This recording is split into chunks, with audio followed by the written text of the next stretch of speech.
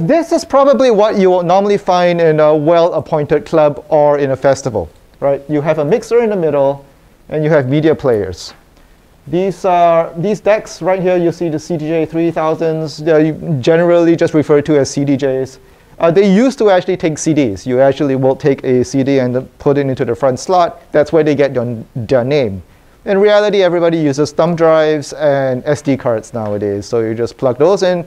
It reads MP3 files. It reads certain kinds of lossless files. FLAC generally works. Sometimes they read the Apple lossless as well. They will read AAC files, which is what you would get from the Apple Music Store if you actually paid and downloaded them. And all of them are basically putting out one stream of music. You can slow it down, you can speed it up, you might be able to change the pitch, you might scratch with it or something, but it's basically just playing, each one of these boxes is just playing one song at a time. All right? And then all of these devices are connected to a central mixer, and that's actually the thing that's connected to the rest of the sound system. Your amplifiers, your speakers, the things that actually make things go loud.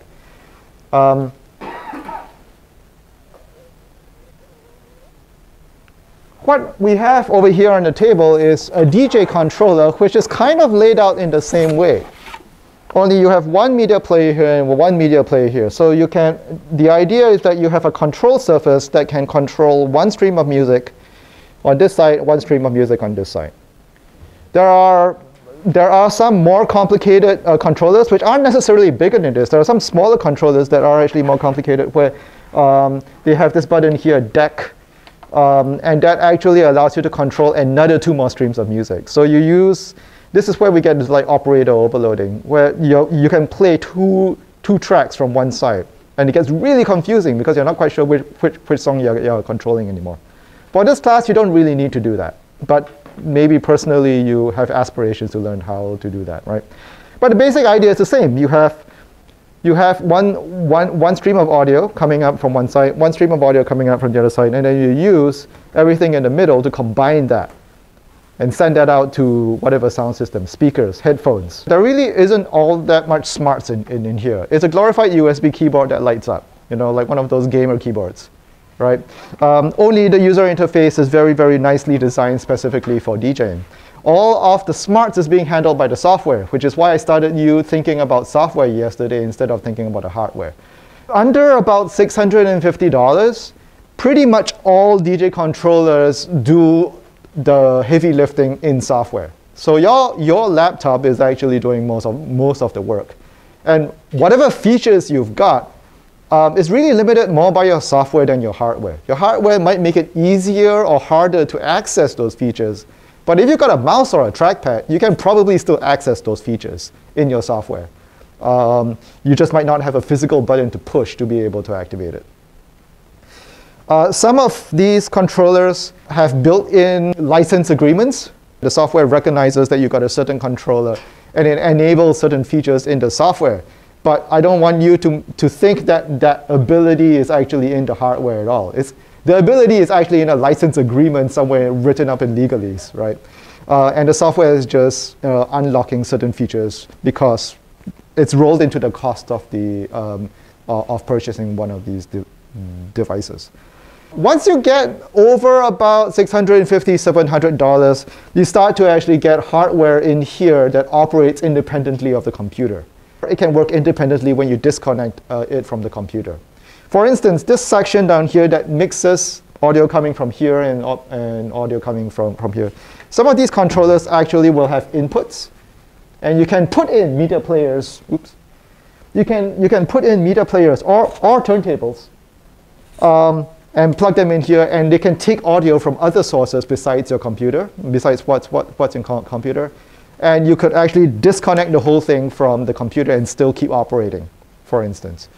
That's still a DJ controller, but that's the sort of feature where you start to see in the start of the higher priced controllers if you're in the market for buying one of those. And finally, we have the all-in-one systems. All it is really a controller with a built-in computer. So there's a built-in computer in there that looks very similar to the kinds of processing units that you will find in a media player. And it's actually doing all of the computation in there. The nice thing about it is all you need is the music. All you need is a thumb drive or SD card, typically a thumb drive. A lot of these don't have SD card slots. And all of the computation, all of the music processing, all of the sound effects, and all of the connections all built into the system. That's why they call them all-in-one systems. Everything that I have here is just a controller. None of this is going to work without a computer. None of it is going to work without DJ software. Usually, out of those 4 decks, only 2 of them are being used at any given time. There are some DJs out there who said, well, if you're going to give me 4 decks, I'm going to play four tracks at the same time. And that's awesome. But a lot of DJs don't. They only use 2, and they have the extra ones on the side as redundancies. If something breaks, somebody spills a drink on one of them, they just immediately switch to the next one, and the party keeps going, right? As you're going to be playing hundreds of dollars for a festival ticket, you don't want everything to get derailed just because of a bad piece of equipment. That's why they're independent media players. They're meant to be replaced on the fly. For turntablists, the ability to sort of move very quickly from turntable to turntable is very important. So they don't like the 4 systems because they're just too far apart. There's just too much physical width. Typically, it's just 2. And then there's a mixer in the middle, and those mixers are much narrower in order to be able to minimize the space between the left side and the right side. Just because this is popular among turntable users doesn't mean they have to use turntables, because you can also do the same thing with beta players. That's absolutely fine. They would love to have turntables, but you give them a pair of CDJs, and they'll just be quite comfortable performing that way as well. The computer is doing some of the work. It's definitely providing all of the music. The hard drive actually has all of the music, and it's providing some amount of effects and smarts. But a lot of the sound effects are also happening right on the hardware. And there's sound effects that you might be getting from these mixers that don't happen on a computer at all. It's like the computer doesn't have the exact version of the same kind of sound effect that you get in here. This particular workflow still requires a computer. There is one situation where you don't need the computer, and that's if you have vinyl records. Yeah. If you have vinyl records, you don't need a computer at all. And this system works perfectly fine, so you're absolutely right. So really, the computer is just replacing your record crate. Several digital analog converters in every one of these units that plug straight into the computer and is serving up the audio into the mixer. But you're still using your turntables to control it. If you have vinyl records, then yeah, the computer is unnecessary. You're absolutely right. Ableton is a piece of computer software, so you absolutely need a laptop. And a lot of those DJs don't need to use this hardware, right? A lot of them, all you need is a computer, maybe a digital analog converter that could be built into a mixer, that could be just a standalone box, and that just plugs right into the house system. They don't need any of this. A lot of them will still figure out how to use this because this is what festivals have on hand. So you could say, connect this straight up to a computer, have all of the audio come through there, and just ignore all of the media players because the computer is doing all of the work. DJs who work with Ableton Live tend to be music producers who moved into DJing, and because all their work is already in Ableton.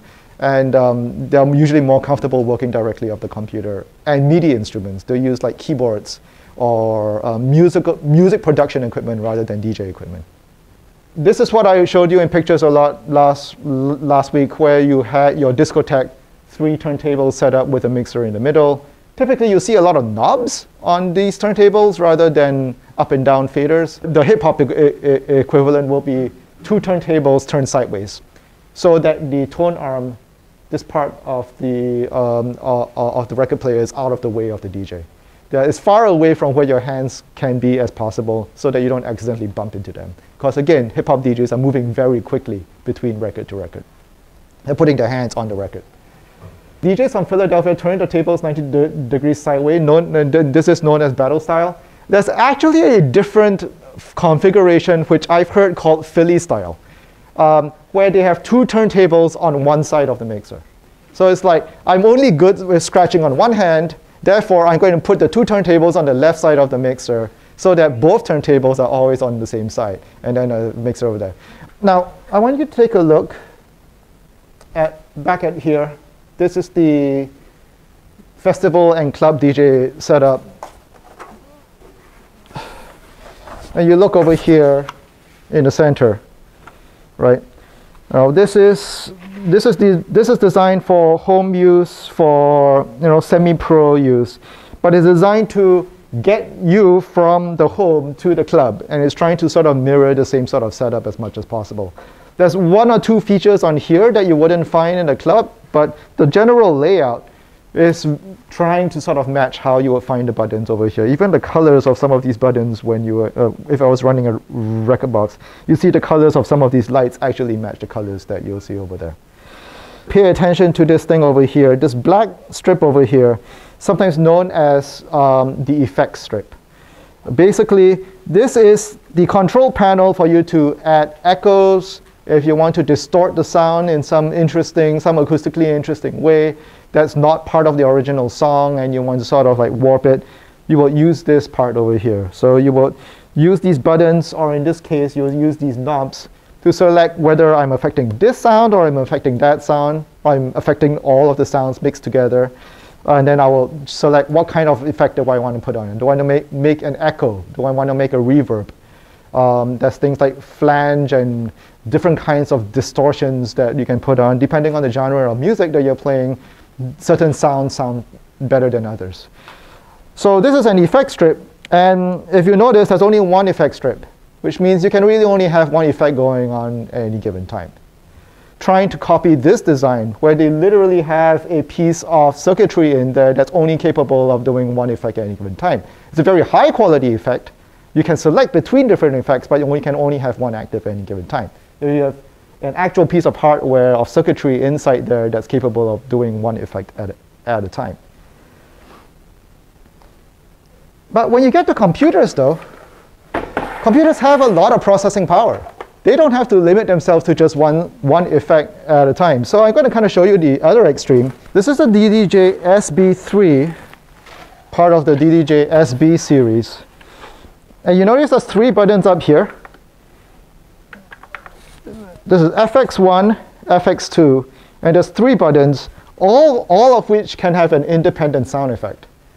So I could have an echo on one side, I could have a reverb on another side, I could have a flanger, which is a different kind of sound effect.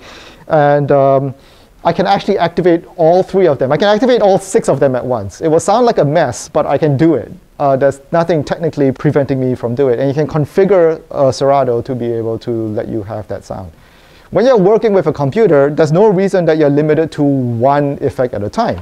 The only problem is that if your controller only gives you one big fat button right there to activate things, then you can only apply one effect at a time.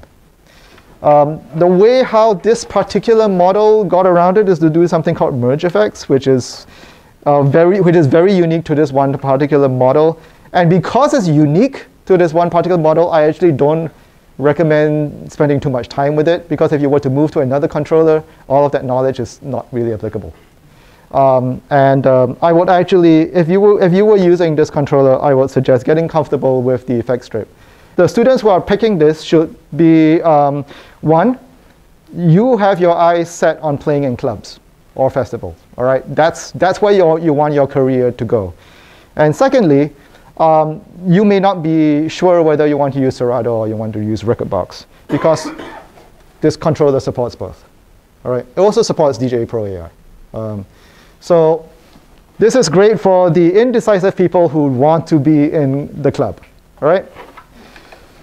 This one, on the other hand, is Serato only. It has a Pioneer DJ logo, but there's no Rekordbox logo. It's Serato only. This is great for people who really have decided, I want to end up on Serato one day. Probably because you have your heart set on being a turntable DJ. That being said, this does fine for all other kinds of music. You don't have to specifically want to be a turntable DJ to get the most out of this unit. You can do a perfectly fine DJ mix out of this.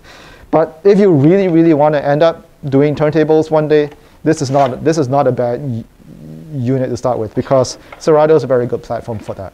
This only unlocks Serato DJ Lite, which is the sort of the cut down version of Serato DJ Pro. A lot of things you learn using Serato DJ Lite are transferable to using Serato DJ Pro. The only problem is Serato DJ Pro costs money, a lot more money. This is called the Rev 1. And Rev 1 is, this is kind of a happy medium between let's play 6 effects at once and let's have one effect at any given time. Because there are these two little knobs in the middle. You can have separate effects applied to the left side or the right side. And then what you do is you can turn on the effect, you can turn off the effect, or you can turn on the effect but temporarily. That's a momentary switch. This is actually my favorite configuration. For the way how I use effects, this works really well. And you notice that the fader that controls tempo is up here. It's not on down by the side, and it doesn't go up and down. It goes left and right, kind of like that. So again, if you're really interested in turntablism, this is not bad. The button to actually hit the start is different from the button to start playing a record on the older Serato controllers, because that's where the play button is on a turntable. So another good unit for people who want to end up on turntables eventually. You can practice a lot on this. The only problem with this one, buttons are generally just a little bit smaller than over here. You can see these silicone pads that you use for hot cues are just a little bit smaller than the ones over here. They're all monochrome lights. They only show one color. I think this one shows orange, this one shows red, but that's not a huge deal. At this price point, even those units all just show one color. Some of you are very familiar with this one. This is the DDJ400. It's a controller, in that family, so you need a computer. But again, it's just trying to copy this layout. Also, not bad for people who want to end up in the club one day.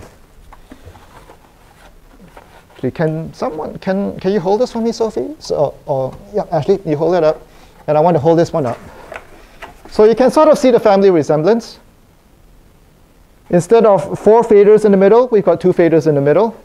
But we have these 2 buttons up here that allow you to control your loops. You have your platters in the same place. You have your pitch faders that go up and down. They're more or less in the same place. Your play and cue buttons are in the same location. And you have an effect strip, plus the effects button. So the family resemblance is there. Very good for people who don't have space in your dorm room, because it's a lot smaller. Another model called the Flex 4, which is almost exactly the same shape. It has rounded corners. It has 1 or 2 little effects that this unit doesn't have. But for the most part, it's just trying to do exactly the same thing as this unit does, only in a very compact scale. So very, very good for dorm rooms which don't have a lot of desk space. All right? The Flex 4 is also USB-C only. So make sure that your computer has a USB-C port. You can get adapters to make it work with a USB-A on one end and USB-C on the other end. But then you're going to have to find that cable, and that could be annoying. All the rest of these all use USB-B, what some of you might know as printer cables. It's kind of a square connector. Old-fashioned, yes, but it's pretty secure once it's plugged in. Talk to each other and try to figure out who lives near me, who's interested in using the same software as me, and then coming up to me and saying, I would like one of these controllers, right? If you already have your eye on a specific controller, that's great. You can just ask me for that one. I'll see if that makes sense. I'm not going to be issuing any hardware until I get a sense of where everybody else is. But what I'm hoping to do is to make sure that you have access to gear, whether it's a gear I'm providing or gear that somebody else already has in your DJ crew. You need to let me know who's in your crew. If I'm giving you gear, who's going to take care of the gear? Like whose dorm room is it going to live in? You have to take care of the whole box with all of this packaging, because I want the box back. And you're going to be walking across campus with one of these boxes. These are very stealable items, so be careful. Take them straight home. If you want to test any of them with your computer, I believe all of these boxes have a USB cable in them, but they're the old style USB-A cable. So if you need a USB-C adapter, I've got a couple up here, especially those with the Macs. You figure out among yourselves who's in your DJ crew, and once you know, send one person up. Actually, send all of you up. Hopefully, I can send you home with a piece of gear.